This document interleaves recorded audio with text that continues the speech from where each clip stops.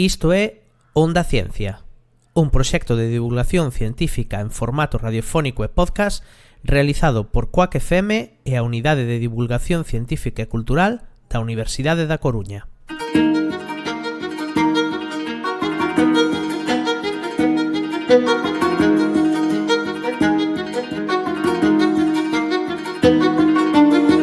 Ola, benvido, benvida a un novo episodio de Onda Ciencia. Recibe un afectuoso saúdo de quen te fala, Isabel Lema Blanco. Hoxe abordamos o paradigma One World, One Health ou un mundo, unha soa saúde. Un enfoque global que nos lembra que a saúde humana, a saúde animal e a ambiental son interdependentes. Non podemos protexer o noso benestar sen coidar os ecosistemas nin previr os riscos globais, desde as ameazas zoonóticas en granxas ata os novos contaminantes tecnolóxicos que entran no noso corpo sen decatarnos. Como se conectan ciencia, xestión do risco e desinformación neste escenario?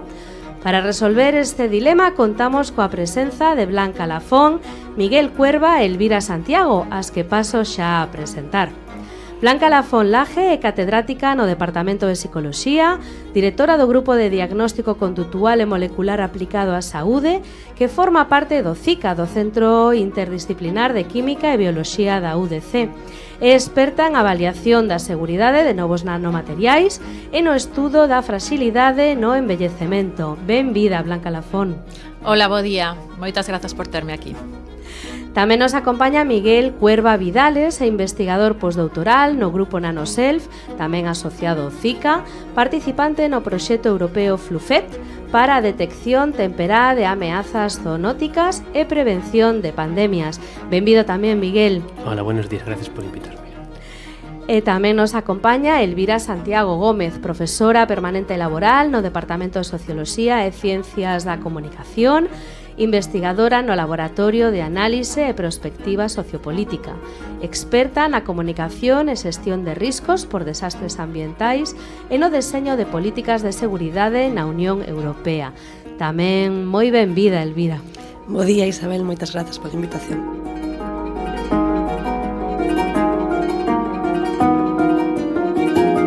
Pois o tema que nos trae hoxe aquí, One World, One Health, un mundo ou unha soa saúde, é moi interesante, de absoluta actualidade tamén, e queremos incorporar pois todo o coñecemento científico que se está a desenvolver dende a Universidade da Coruña. Miguel, ti participas no proxecto europeo FLUFET, como decíamos, que busca detectar ameazas zoonóticas antes de que cheguen aos humanos. Como se investigan as granxas para predicir cando un virus pode saltar ás células humanas e que novos protocolos de control estades a deseñar? Vale. Bueno, primero un poquito de contexto. El proyecto en el que estamos surge, como ya podéis imaginar, de la pandemia del COVID, porque el COVID es un virus zoonótico, es decir, que salta de humanos, de animales a humanos. ¿No? Entonces, bueno, este proyecto surge para intentar detectar esa zoonosis. Y el principal punto de interés es en las granjas. ¿Por qué? Porque en las granjas tenemos animales que son genéticamente similares entre sí. Eso permite que si cogen un virus, este virus pueda replicarse y mutar de manera más eficiente. Y además es un punto de contacto con humanos. Entonces, bueno, lo más normal de un punto de zoonosis pues puede ser una granja. Entonces decidimos llevar el estudio a ellas y desarrollando un sensor que detecte, por un lado, virus que ya tengan capacidad de infectar humanos. Entonces modificamos un sensor con anticuerpos y luego modificamos también ese sensor con receptores que ya hay en el cuerpo humano, puertas de entrada de los virus a los humanos. El interés principal de esto es de tener una alerta temprana, porque los métodos actuales es, pues bueno, testear la salud de los animales, principalmente recién nacidos, o cuando ya hay un problema, cuando tú detectas que un virus está enfermo, llamas al veterinario, o cuando ya detectas que un trabajador de esa propia granja presenta ciertos síntomas, pues ahí ya llegas un poco tarde. Nosotros lo que proponemos es hacer un sensor que detecte el virus en una etapa inicial, lo cual te permite anticiparte a que eso se vaya un poco de ese desmadre, digamos, y afecte a la ciudadanía. O sea, previr pandemias, básicamente, Sí. non? Que se hai unha infección por un virus que se algo localizado e que non se transmita pois a outros animais ou incluso pois a poboación humana, non? Exacto, principalmente el salto humanos, porque si ya detectas el caso de la persona infectada con síntomas en el hospital, ya ahí llegamos un poquito tarde. Entonces, el paso es detectarlo cuando decimos, vale, puede infectar a humanos, pero la concentración es lo suficientemente baja como para que, bueno, no sé si os acordáis aquello de la carga viral. Sí. Claro, que la carga viral sea baja y entonces pues no llegues a presentar síntomas o los síntomas seas leve. Pues ese es el momento de aislar a la persona o de tomar medidas. Bueno, falamos de virus, pero non só os virus poden afectar a saúde humana, porque a saúde é un proceso continuo. Como influen os factores ambientais desfavorables e sabemos que xa hai factores ambientais que dende a etapa intrauterina condicionan a nosa fragilidade, non? Como dentro do que é a cuestión da saúde humana. Blanca, ti tes investigado moito xusto sobre estes condicionantes que logo van determinar o estilo de vida no envellecemento, non? Sí, efectivamente. Nosotros trabajamos en fragilidad. La fragilidad, para aquellas personas que no están familiarizadas con este término, es un síndrome multidimensional geriátrico, es decir, que afecta a las personas mayores y que hace referencia a una pérdida de reservas. Es decir, que el organismo está como en desventaja para enfrentarse a los estresores tanto externos como internos. Podríamos decir que la fragilidad es algo así como un envejecimiento acelerado o un envejecimiento patológico, en contraste con el proceso normal de envejecimiento, de deterioro progresivo que las personas sanas tienen con el tiempo.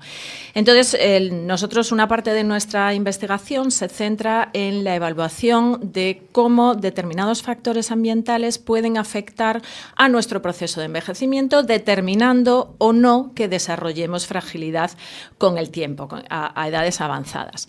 Entonces, nosotros hicimos un estudio utilizando una base de datos muy, muy grande, que es el Biobanco del Reino Unido.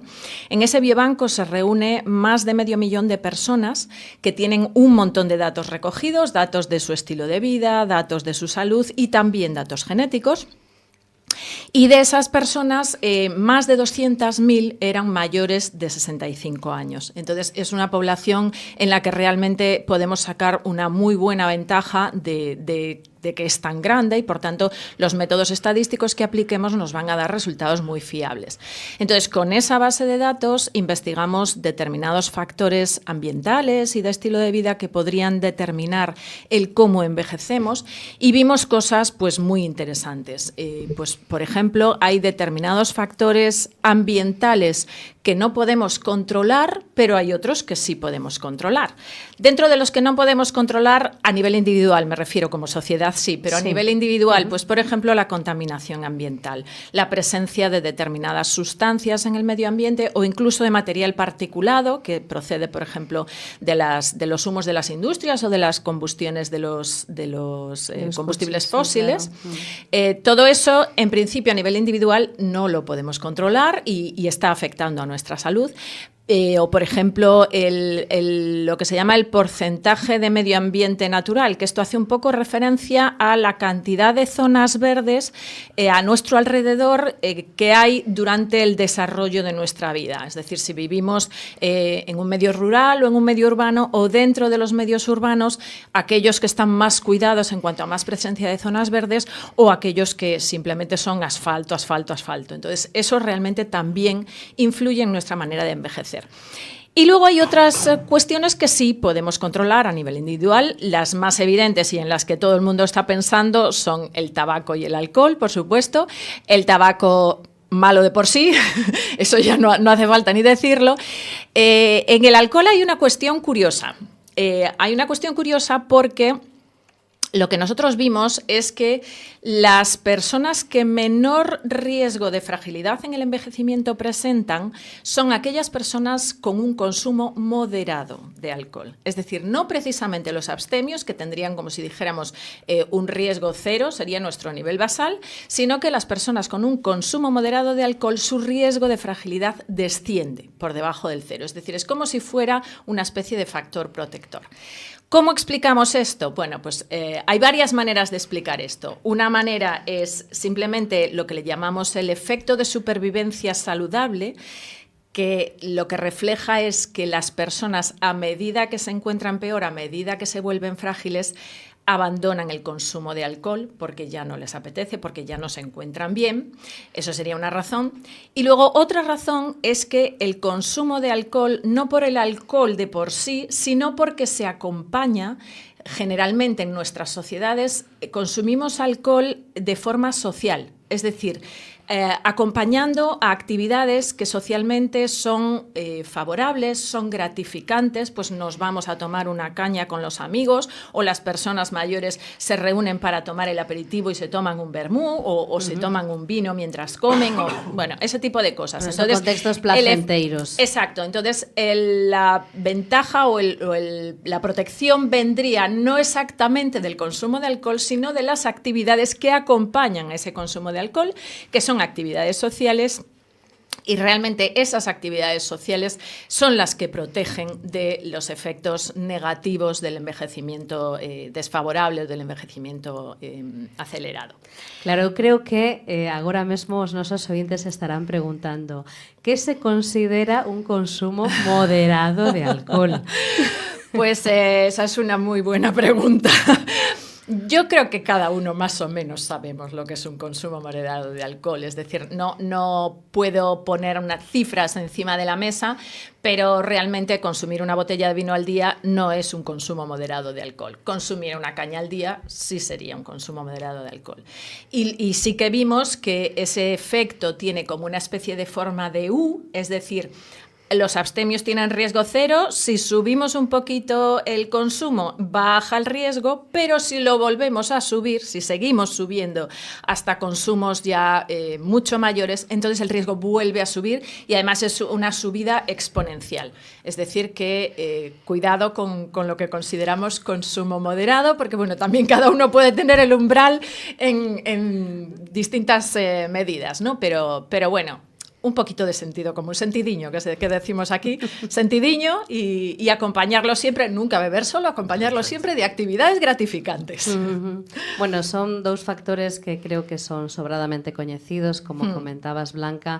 Non sei se hai algún condicionante máis ou algún factor máis que, bueno, pues podería causar sorpresa, non?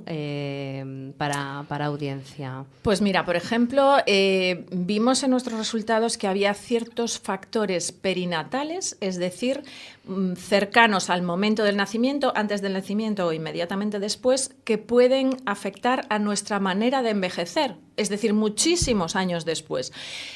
Dos ejemplos muy evidentes son el tabaquismo de la madre durante el embarazo o en los primeros años de la vida de los bebés. Durante el embarazo, obviamente, el bebé está expuesto, durante los primeros años, siempre y cuando la madre fume delante de los niños, o por tanto estén inhalando esas sustancias nocivas del tabaco. Luego ya otra cuestión en la que podríamos entrar es la del ejemplo. Pero bueno, eso ya se me escapa de mi campo de estudio. Entonces, una sería el tabaquismo materno y otra sería el haber sido alimentado con leche materna. La lactación materna, aparte de que protege mediante la presencia de anticuerpos y también el contacto piel con piel de la madre con el bebé es beneficioso, pues también ese efecto sobre la manera en la que vamos a envejecer muchos años después. ¿Algún otro factor que pueda, no sé si sorprender? Por ejemplo, la microbiota intestinal. Este efecto, o sea, esto de la microbiota intestinal está muy en boga últimamente. Creo que hoy en día todos sabemos lo que es la microbiota intestinal, fundamentalmente porque hay que cuidarla mucho, no solo porque afecta a nuestra salud intestinal, que ya es muy importante, sino porque afecta al resto de sistemas del organismo. Por ejemplo, afecta también al sistema nervioso, aunque relativamente en el espacio se encuentran de forma lejana, desde el sistema nervioso al intestino propiamente, pero realmente sí que se ha visto que la composición de nuestra flora intestinal puede afectar a muchos factores relacionados con la salud, con nuestra salud incluso cognitiva, y también puede afectar a la manera en la que envejecemos. De forma que se ha detectado incluso en algunos estudios concretos que hay ciertas especies de microorganismos que protegen frente a la fragilidad, mientras que hay otras especies que suponen factores de riesgo. Entonces, pues bueno, también estar muy atentos a cuidar nuestra flora intestinal, fundamentalmente a través de la alimentación, cuidarnos del estrés, etcétera, etcétera.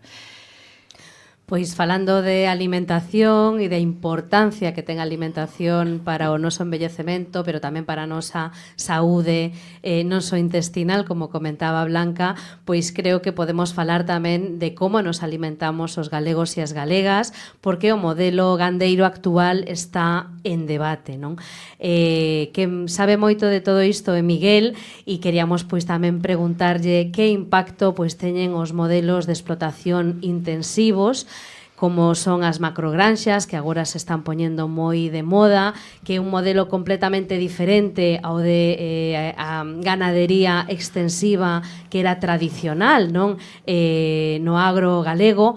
E que impacto teñen tanto na saúde do propio gando, por suposto que no que vos especializades vos, como tamén na saúde global, non? Dentro deste enfoque One World, One Health. Bueno, pues si el enfoque One Health toca el tema de la salud humana, la salud animal y el medio ambiente, las macrogranjas afectan a las tres. Desde el punto de vista de la... Vamos a empezar por la salud humana, ¿no? Claro, esto al final es producción intensiva de carne y, bueno, se nos está diciendo también para el tema de cuidar la microbiota y cuidar la salud, que igual el exceso de carne en algunos casos pues no está bien, hay que compaginar un poco más, vegetales, pescado, etcétera. Entonces el modelo que se está buscando aquí es producción de carne rápida, porque parece ser que es lo que demanda la gente. Entonces, bueno, eso desde un punto de vista, el exceso intensivo, el uso de comer carne todos los días, igual también hay que planteárselo un poquito. Entonces, bueno, habría que buscar también otro tipo de producción alimentaria. En el tema de la salud animal, estamos hablando de que se hacinan miles de animales en condiciones, vamos a decir, en algunos casos lamentables. Todos hemos visto alguna imagen o alguna foto o algún vídeo de cómo están los animales en esas granjas, y creo que no hace falta ser un experto para saber que no gozan de la mejor salud, o por lo menos poseen un alto nivel de estrés. Y todos sabemos que el estrés, ya sea nosotros o sea los animales, no es bueno para la salud. Eso nos lleva al tema de las zoonosis. Si lo que estamos diciendo es que tener animales juntos, muy parecidos genéticamente, fomenta el salto, esa mutación de los virus animales para que luego puedan infectar humanos, ahí lo que estás teniendo es una cantidad ingente de animales todos juntos,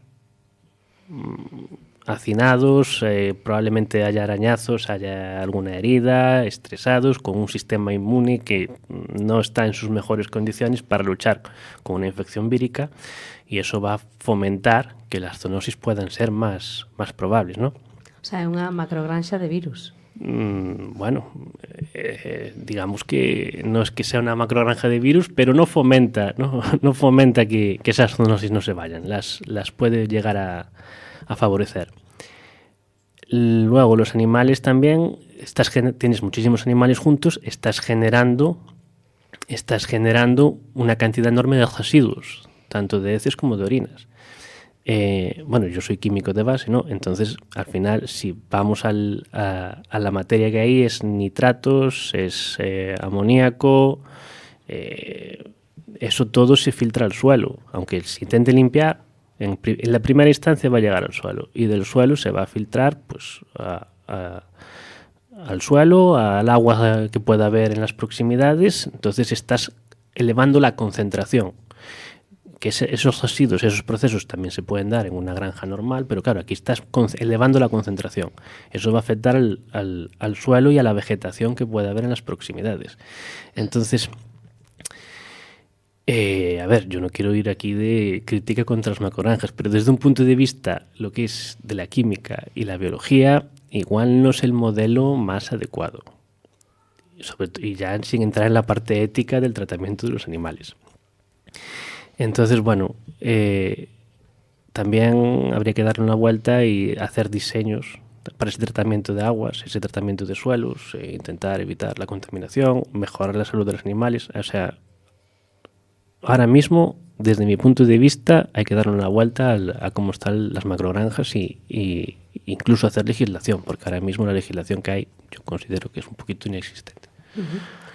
Pois se o modelo gandeiro actual está a debate, pois tamén está a debate como urbanizamos ou deseñamos as nosas cidades, non? Falaba antes Blanca Lafón da relevancia que teñen de determinados indicadores, como pode ser o indicador de zonas verdes dentro dunha cidade, de como eso pois afecta tanto o desenvolvemento cognitivo dos nenos e nenas, como tamén pois os factores de envellecemento moitos anos despois, non? Hoxe vivimos pois con elementos que son imperceptibles e dentro da investigación nos novos nanomateriais que están presentes en produtos cotiáns como os cosméticos, os testis, as cremas solares, todos estos elementos pois tamén poden afectar a nosa saúde e especialmente o sistema nervioso. Blanca, cal é a evidencia científica actualizada que temos nestos estudos sobre nanomateriais?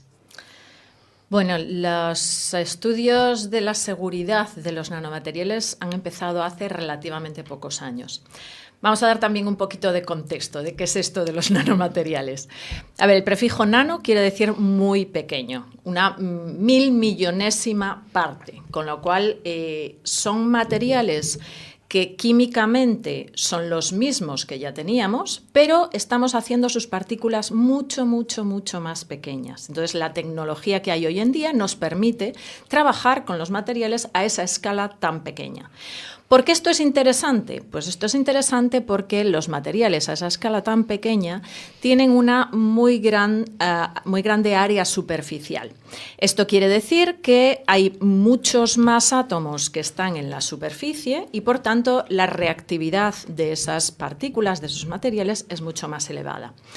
Esta mayor reactividad hace que puedan hacerse con ellos aplicaciones que hasta el momento pues eran impensables. Y son aplicaciones muy interesantes que incluso hoy en día ya nos hacen la vida mucho más fácil.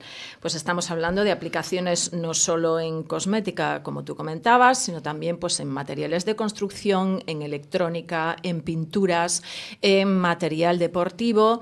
Y lo que a nosotros nos interesa más son los nanomateriales que se utilizan en biomedicina. Es decir, que se pueden usar o bien para diagnóstico, o bien para tratamiento, o bien para productos sanitarios, como por ejemplo las prótesis. Esto ya lo estamos utilizando hoy en día. De hecho, se están superando todas las predicciones que se hicieron hace unos cuantos años. Bueno, la nanotecnología empezó hace unas pocas décadas y empezaron... pues a partir de los años 90 empezaron a salir al mercado poco a poco nuevos materiales o nuevos productos que contenían nanomateriales. Las estimaciones sobre cuánto iba a crecer esta cantidad de productos disponibles en el mercado se han roto, pero exponencialmente, es decir, se han superado todas las expectativas. Tenemos muchísimos más productos en el mercado de lo que inicialmente se pensó. Y el problema con esto es que estos productos se sacan al mercado antes de haber testado su posible seguridad o toxicidad. excepto con los medicamentos. Con los medicamentos siempre se testa la toxicidad antes de que sean aprobados. Pero para el resto de los productos, pues productos presentes en textiles, en cosméticos, en pinturas, por ejemplo, no es obligatorio testarlos. Entonces no sabemos cómo de seguros son. Y otro de los problemas que pueden presentar estos materiales es que al ser tan pequeños es muy fácil que se introduzcan en el cuerpo humano, e incluso lo que a nosotros nos interesa, que es especialmente el sistema nervioso, es muy fácil que atraviesen una barrera que tenemos en el organismo que preserva el sistema nervioso, lo protege, que es lo que llamamos la barrera hematoencefálica. De hecho, muchos medicamentos que están destinados al tratamiento del sistema nervioso tienen problemas para llegar al sistema nervioso, es decir, el diseño del medicamento es complicado porque no es fácil atravesar esa barrera. Los nanomateriales, sin embargo, como tienen ese tamaño tan pequeño, les es fácil llegar, con lo cual es una ventaja muy grande para poder aprovecharlos para vehiculizar medicamentos que lleguen al sistema nervioso. Esa es la ventaja, pero también tenemos el inconveniente. Cuando estos nanomateriales no son intencionales, es decir, estamos expuestos a ellos, pero no lo sabemos o no lo podemos evitar, también pueden llegar al cerebro. Y sus efectos, estamos en ello, pero todavía no son demasiado bien conocidos. Entonces, pues ahí está un poquito la peligrosidad de todo esto, que el testado de la seguridad de estos materiales, en ello vamos muy por detrás de la comercialización de estos materiales. Y no solamente es eso, quiero decir, no solamente es que tengamos productos en el mercado, sino que hay que pensar también en la seguridad ocupacional, es decir, qué pasa con la salud de esas personas que no es que estén expuestas a estos nanomateriales de forma inadvertida o de forma casual, sino que están expuestos en su puesto de trabajo, que hay maneras de evitarlo, pero no siempre. Entonces, lo fundamental siempre es conocer cuál es la seguridad de esos materiales para saber cómo podemos evitar que afecten a la toxicidad. Y luego, aparte, también hay que pensar que como ya están presentes en nuestra vida, en nuestro medio ambiente, los utilizamos y luego hay desechos de esos nanomateriales. ¿A dónde van esos desechos? Pues un poco lo mismo que comentaba Miguel con los residuos de las macrogranjas, pues estos nanomateriales, sus residuos también pasan al medio ambiente, con lo cual no solo es preocupante lo que ocurre para la salud humana, sino que es muy preocupante lo que puede ocurrir para la salud de los ecosistemas. Escoitas Onda Ciencia, o programa de divulgación da UDC. E que evidencias tedes ou con que tipo de nanomateriais en concreto pois estades vos traballando ou estades investigando para ter esa ou detectar, non, esa cuestión causa-efecto, non, esa correlación causal que sempre se investiga, non, en ciencia. Bien, como te decía antes, nosotros estamos especialmente interesados en nanomateriales que tienen aplicaciones biomédicas, entonces nos centramos en eso. Trabajamos mucho con nanopartículas metálicas, hemos evaluado nanopartículas de zinc, de titanio, encontramos efectos muy interesantes o propiedades muy interesantes en las nanopartículas de cerio, por ejemplo, porque tienen propiedades oxidantes y antioxidantes, ambas cosas, y las antioxidantes podrían ser muy beneficiosas para el tratamiento de determinadas patologías, o, por ejemplo, también las nanopartículas de platino, que podrían llegar a sustituir a otros productos de platino, como el cisplatino, que es un medicamento anticáncer que tiene unos efectos secundarios bastante importantes. Entonces, bueno, nos centramos un poco en nanopartículas que pueden tener aplicación por su interés en biomedicina. Moi ben, pois a verdade é que, como comentábamos, hoxe en día convivimos con elementos que son dificilmente controlables, pero tamén, como comentabades vos, se intervín, si se deseña dunha maneira diferente, si se controla, si se testea, incluso si se lesisla dunha maneira máis aceitada, podemos limitar, non, a exposición dos seres humanos, dos animais, das persoas a estos contaminantes. A nivel ocupacional, residencial, sabemos que as condicións ambientais, como a contaminación, a presencia de zonas verdes que dicíamos antes, pois influen directamente na saúde humana. No contexto galego e español, que factores destacaríades como determinantes? E tamén, e esta é unha pregunta pois dirixida especialmente a Blanca, non? Que políticas se poderían aplicar para que o coñecemento científico se traduza na mellora da calidade de vida das persoas, que é tamén do que estamos falando aquí, non? Sí, se me permitides vou barrer para casa dende a socioloxía, non? Porque eu penso que unha das vantaxes que ten este enfoque, este One Health, é que nos fai un chamamento a cousas que dende a socioloxía levábamos reivindicando un tempo, que é esa necesidade de que sexamos conscientes de que temos que traballar de maneira conxunta dende a ciencia, dende a política pública e dende a práctica social, porque estes problemas que están a sinalar aquí na mesa, tanto Blanca como Miguel, pois son problemas de saúde, son problemas de enfermidades en granxas, pero ao final pois están detrás patróns culturais, non? Pois se temos un consumo abusivo de carne, o que está detrás é un patrón cultural dun consumo pois asentado nas familias de pois duns alimentos e non doutros por cuestións pois que veñen de lonxe e que temos que tamén ser capaces de analizar. Se temos pois un consumo de alcohol moderado ou patolóxico, pois tamén temos que ver un pouco detrás que é o que temos, non? Pois esas boas costumes que temos probablemente en o noso país, en Galicia, de esa saída, non?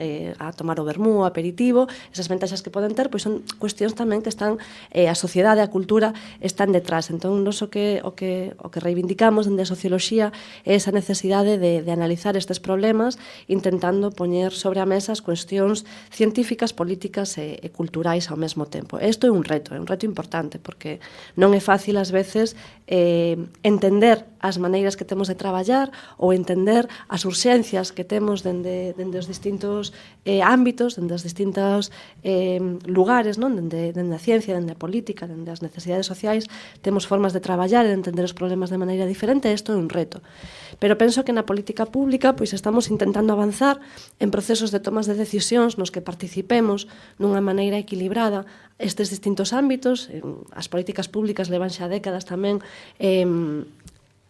acolléndose ao consello que podese dar dende a ciencia, e levan unhas poucas menos, pero xa levan tamén un percorrido en acollerse tamén ao consello que se lle dá dende a sociedade, intentar encontrar así pois un equilibrio que nos permita pois deseñar a cidade na que queremos vivir, onde necesitamos eses espacios verdes, que beneficios esperamos deses espacios verdes, ou como queremos que se regule o etiquetado dos alimentos para que presenten a información relativa pois a composición ou os procesos que podan levar, os aditivos.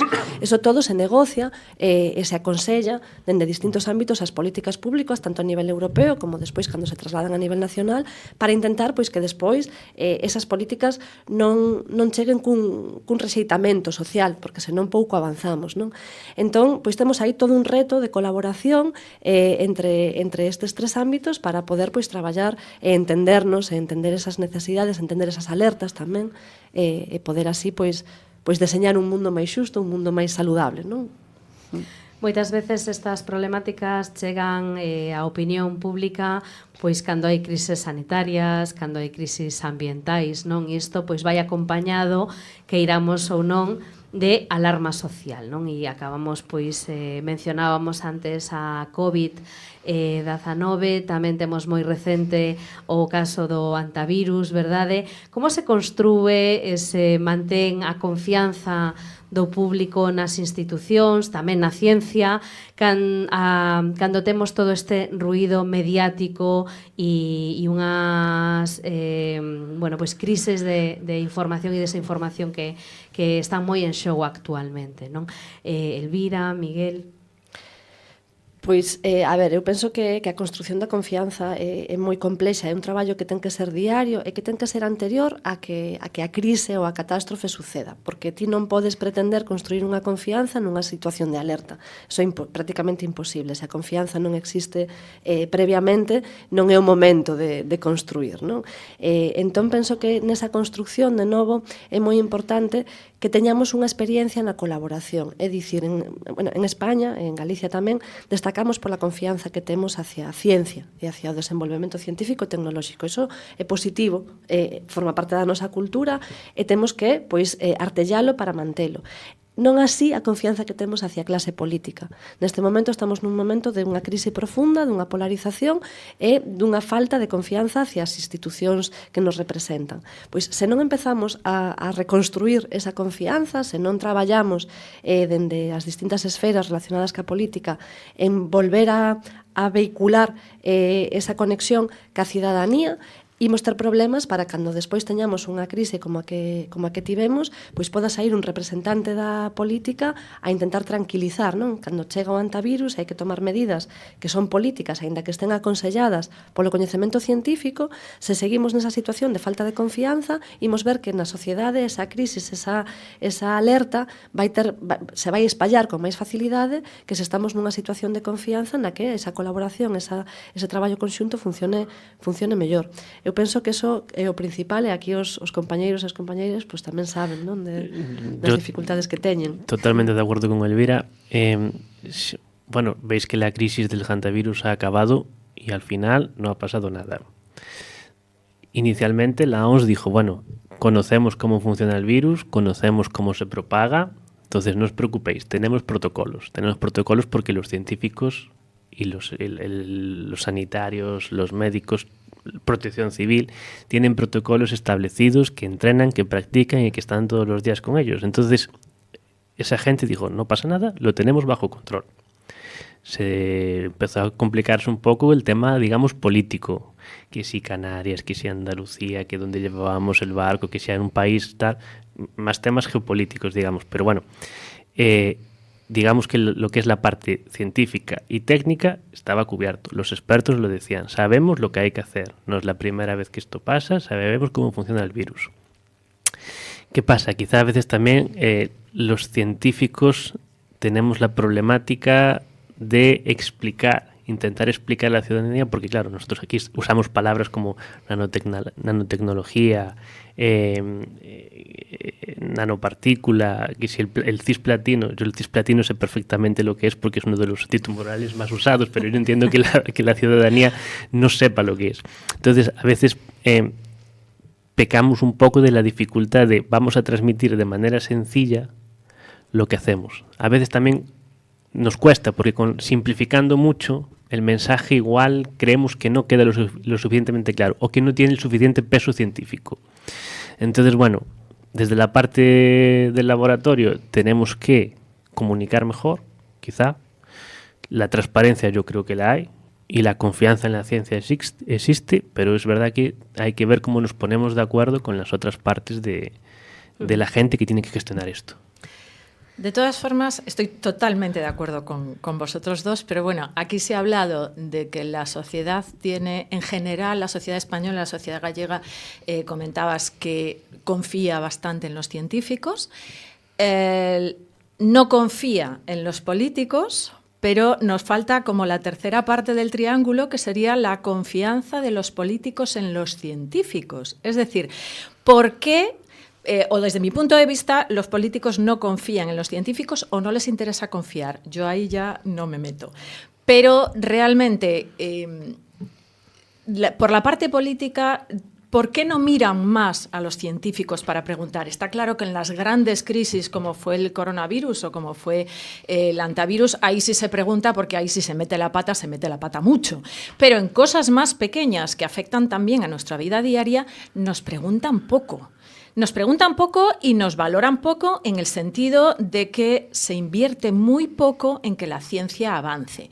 Entonces, desde aquí un poco romper una lanza en favor de que se inviertan más recursos en la investigación científica. Porque luego cuando vienen las crisis es cuando queremos conocerlo todo. Pero claro, si no hemos financiado la investigación antes, pues a lo mejor no lo conocemos todo. A lo mejor nos quedan cositas por saber.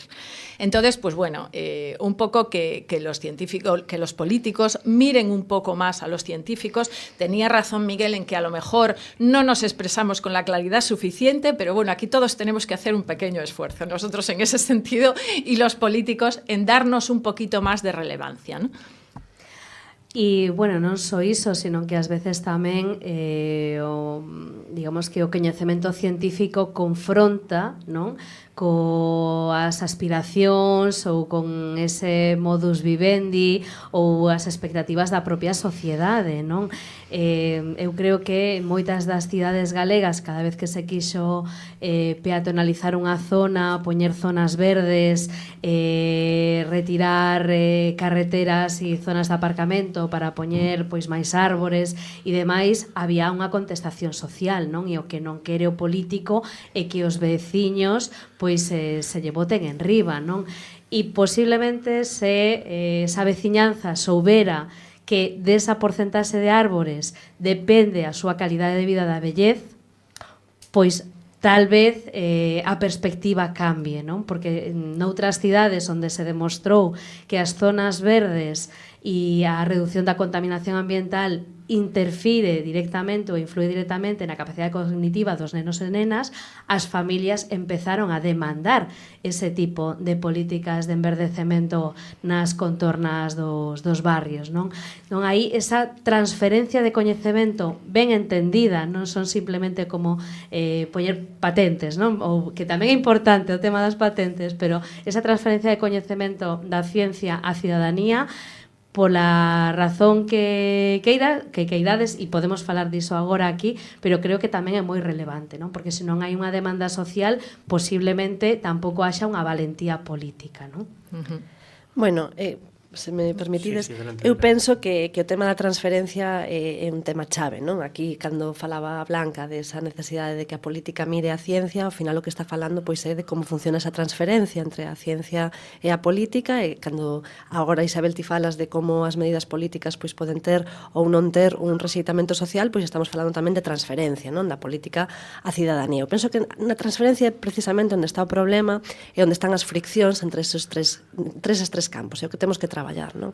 E penso que temos que traballar por unha banda mostrando as evidencias, que cando falas, Isabel, das zonas pois da peatonalización ou das zonas verdes, existe xa unha evidencia de que calquera zona que se revise para darlle un uso peatonal ou que se convirta nunha zona verde ten un beneficio tanto na saúde como nos usos, non? O sea, ti podes pensar en calqueira peatonalización e esa rúa vai estar mellor pasada a peatonalización, a vivenda vai subir de precio, a xente vai utilizar os parques, eses espazos. No meu barrio fai 2 días que arreglaron unha pista, está todos os días chea de xente xoven, de xente maior que aproveita ese lugar, non? A marina, calqueira revisión urbanística que se faga para dotar de espacio aos peatóns e para dotar de espacios verdes ten un impacto positivo. O que pasa é que moitas veces ese desenvolvemento non se fai acompañado dun plantexamento de que é o que necesitamos tamén, non? Se ti vas retirar 100 espazos de aparcamento na rúa, pois ti terás que ter un plan para dotar a veciñanza dunha solución alternativa. Se ti non o plantexas mirando o conxunto do problema, pois é cando a reacción social aparece, non? Pero penso que temos esa necesidade de traballar en desenvolvementos territoriais e de desenvolvementos da saúde que atendan a toda a complexidade da situación, e despois, como di Blanca, penso que necesitamos pois unha inversión forte no ámbito científico, e que nesa inversión forte, por unha parte, imos poder mirar mellor os problemas que temos, imos poder entendelos mellor, e por outra parte imos poder profesionalizar unha figura que a día de hoxe existe, pero dunha maneira pois moi cortiña, que é a da divulgación, a da transferencia, non? Porque estamos pedindo a persoas que teñen pois unhas carreras pois moi científicas, moi enfocadas en cisplatinos, por exemplo, que son términos que eu non coñecía hasta hoxe, non lle podes pedir que, ademais de entender como funciona un nanomaterial, ou ademais de aprender ou de deseñar un dispositivo que permita que un virus non salte a humanos, ademais sexan pois estrelas da divulgación. Eso non se lle pode pedir a unha persoa, non podemos facelo todo e facelo todo ben. Entón temos que recoñecer que isto é unha necesidade, que necesitamos tanto na ciencia persoas que se especialicen na divulgación do coñecemento, como na política probablemente necesitemos tamén perfís que sepan comunicar, que saiban trasladar as súas decisións e que saiban negociar, non, ca sociedade os beneficios ou as dificultades.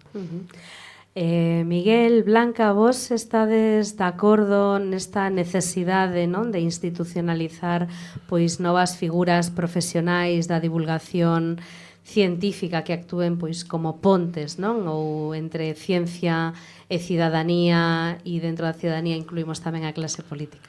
Por supuestísimo que sí, porque es lo que dice Elvira, tienes que hacer el trabajo de laboratorio, pedir proyectos, buscar financiación, gestionar el equipo, gestionar los resultados, patentar, hacer la explotación y luego encima la divulgación. Aprendiz de todo, maestro de nada, ¿no? Entonces, es verdad que nos hace falta una figura intermedia, porque, por ejemplo, volviendo a la humanización de las ciudades, creo que hace poco hicieron una encuesta en Pontevedra. En Pontevedra ahora todo el mundo está encantadísimo, nadie quiere volver a la situación actual. Pero bueno, eso es algo que ya más o menos se podía intuir con el desarrollo inicial del proyecto y con los beneficios, que los beneficios ya estaban estudiados. Entonces hay que saber explicar las cosas y decirle a la gente, mira, esto va a ser bueno para todos, pero igual de aquí a 5, 6, 10 años, entonces un poquito de paciencia y vamos todos juntos de la mano haciendo esto. Y claro, necesitas a alguien que sirva de mediador, lo que decíamos, entre la clase política, la ciudadanía y el científico. Quiero decir, los conocimientos están ahí, las ideas están ahí, pero a veces hay que explicarlos un poquito y con transparencia también, diciendo para qué vamos a hacer las cosas. Sí, efectivamente, y además hay que tener en cuenta que un gran porcentaje de ciencia que se hace en España se hace en las universidades. Y en las universidades no solo investigamos, sino que también tenemos que dar clase y también tenemos que participar en labores de gestión. Entonces, es un poco lo que se comentaba, no podemos dar a todo, con lo cual esa figura intermedia de divulgación es importantísima. De hecho, cuando nos conceden los proyectos de investigación, cuando acabas un proyecto de investigación, hay que hacer un informe final de ese proyecto de investigación que hay que entregar al Ministerio para que el Ministerio juzgue si lo has hecho bien, si has aprovechado bien los recursos o si no.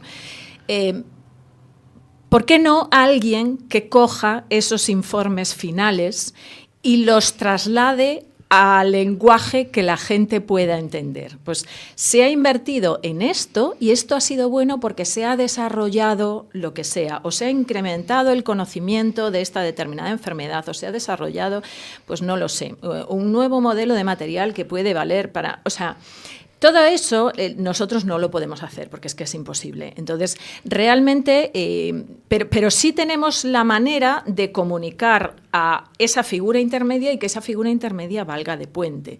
Y realmente, pues es un poco lo que decía Miguel, cuando la gente está enterada, cuando la gente participa en las decisiones, se implica más y lo coge todo como con mucho mejor gusto. Hablando ahora de la redistribución o rediseño de las ciudades, a mí me toca directamente porque yo vivo en Monte Alto y toda la parte de diseño nuevo de peatonalización, de la parte de los jardines de La Coruña, que está fenomenal, y a mí me encanta, pero a los de Monte Alto nos ha dejado aislados totalmente. Entonces hay que pensar las cosas un poco, hay que hacer lo que se ha comentado antes, un diseño global y también hacer participar a la ciudadanía, porque si a ti te explican realmente cómo se va a hacer paso a paso y que va a ser, bueno, el hombre es un animal de costumbres, entonces vamos a tener que cambiar nuestras costumbres, pero lo vamos a hacer todos juntos y lo vamos a hacer porque queremos. Y entonces, ¿por qué queremos? Porque va a tener beneficios a largo plazo por nuestra salud, nuestra economía o lo que sea, ¿no? Entonces, un poco eso, que reivindicar desde aquí, junto con vosotros, la figura del divulgador que nos valga de puente. E como última pregunta que vos quería facer, e volvendo outra vez a este lema, no? One World, One Health, tanto ambiente, no? Saúde das persoas, do medio ambiente, dos animais tamén, cales serían para vos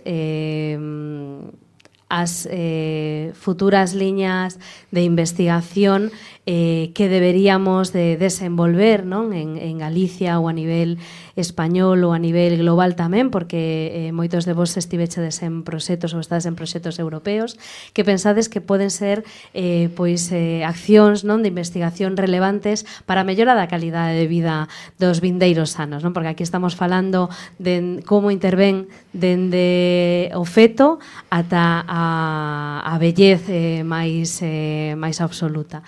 Que pensades vos, que reflexión traeríades final sobre a mesa, sobre cara onde destinar estes investimentos financeiros en políticas de investigación? A ver, eu no meu caso estou a preparar unha proposta que vou presentar a unha convocatoria europea que existe, que no ámbito meu da socioloxía un pouco vai en liña con isto que estamos a falar, non? Que é artellar ou intentar coñecer onde se producen esas friccións, porque ti cando falas de que estes mundos, a política, a ciencia, a sociedade están desconectados, todo o mundo entende, non? Tanto, dende os tres ámbitos todos entendemos que sí, que efectivamente necesitamos avanzar, pero non entendemos tanto ou todavía non temos un coñecemento tan definido sobre onde está o problema máis aló da ruptura da confianza, non? Porque aquí ten que haber cousas máis profundas que a ruptura da confianza, ou como mínimo temos que entender por que rompe a confianza nos distintos lugares.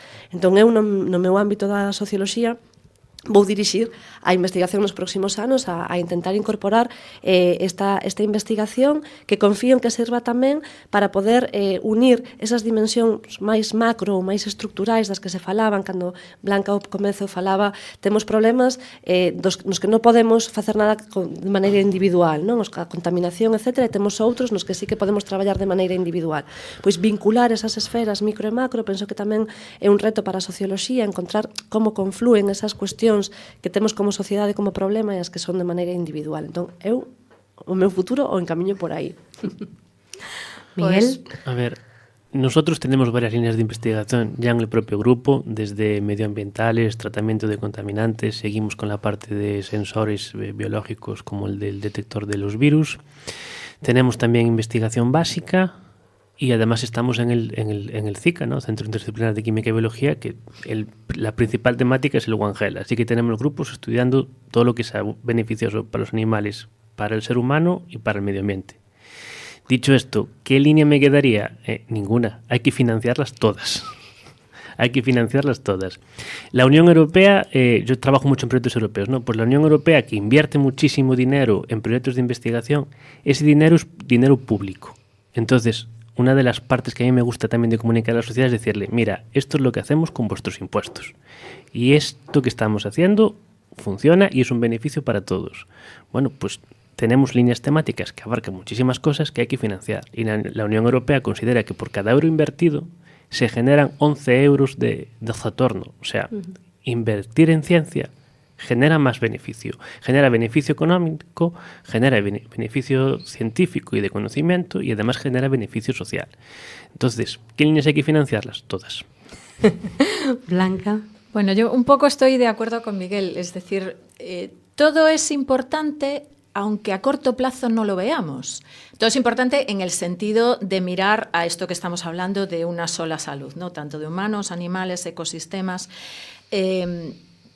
Se puede hacer investigación básica que hoy en día no sepamos exactamente para lo que vale, pero les sale, posteriormente con el avance del conocimiento, salen aplicaciones que pueden ser muy relevantes. Entonces, en ese sentido, yo creo que sí es necesario financiarlo todo dentro de un orden. Claro, hay que establecer prioridades y los recursos públicos que dice Miguel pues son limitados. Pero bueno, estudiar muy bien, pero no porque algo esté en primer término alejado de lo que es la salud humana o de los animales o de los ecosistemas, necesariamente tiene que estar en un futuro alejado. Pues yo qué sé, estoy pensando, por ejemplo, nuevos materiales de construcción que aporten pues más dureza o más fiabilidad a las vigas o que resistan mejor terremotos. Pues eso nunca se sabe si afectará en algún momento a la salud humana o no. Mira lo que pasó con el amianto. El amianto era fantástico, maravilloso como aislante térmico y después resultó que no, que las inconvenientes eran mayores que las ventajas. Pues puede ocurrir al contrario de otra manera. De todas formas, en lo que a mí toca, yo creo que en este momento es muy importante investigar sobre la seguridad de todas las sustancias químicas que tenemos alrededor. No solo los nanomateriales, sino lo que hoy en día se llaman contaminantes emergentes. Las sustancias químicas que tenemos a nuestro alrededor, que están en el mercado, se suelen representar en forma de iceberg. Es decir, es como una especie de gran cantidad de sustancias, de las cuales solo las que sobrepasan la línea del mar hacia arriba, que son las que vemos, que son las menos, es de las que tenemos algún conocimiento sobre su seguridad. De muy poquitas de esas conocemos realmente lo que puede ocurrir, pero de otras algún conocimiento tenemos. Pero las que están por debajo de la línea de agua, que es el verdadero iceberg, son muchísimas más y están todas sin testar. Entonces, no nos sorprendamos de la incidencia de determinados cánceres que está creciendo cada vez más porque realmente desconocemos la seguridad de muchos de esos materiales. Entonces, para mí eso es una línea de investigación prioritaria. Miguel, non sei se levantaches ti a man. Yo antes quería hacer hincapié en lo de la investigación básica. La vacuna del coronavirus se estudió hace 40 años. La señora que lo estudió le dijeron que no valía para absolutamente nada. Y fue la solución, esa investigación que quedó guardada en un cajón, que no parecía tener ninguna importancia, fue lo que permitió generar la vacuna. Entonces, ahora se está tirando mucho a la investigación aplicada y se está dejando de lado un poco la básica. No es que se deje de lado, es que apenas se le da financiación. Todo necesita generar un retorno económico o una aplicación. Y hay que defender un poquito la básica porque no sabes a qué te va a llevar en un futuro. Era el comentario así breve. Pues con esta reflexión tan relevante para a futura da investigación a nivel global, rematamos este cuarto episodio de Onda Ciencia, agradecendo a Elvira Santiago, a Miguel Cuerva e a Blanca Lafón a súa inestimable participación. Quedades na sintonía de Quack FM e non deixedes de escoitar na nosa web todos os podcasts de Onda Ciencia dende a primeira tempada. Ata sempre. Onda Ciencia é unha produción de Quack FM en colaboración coa Universidade da Coruña. Este episodio de Onda Ciencia estivo presentado e conducido por Isabel Lema Blanco. Chema Casanova estivo nos controis técnicos e a edición é de Miguel Anxo Facal. A preproducción de Onda Ciencia é de Yolanda Golíaz Pérez, coordinadora da Unidade de Divulgación Científica e Cultural da UDC, e de María Cristina Nalla Ribeiro, vicerreitora de Divulgación, Cultura e Deporte. Se gostaches deste episodio, suscríbete ao podcast e difúndeo entre as túas amizades.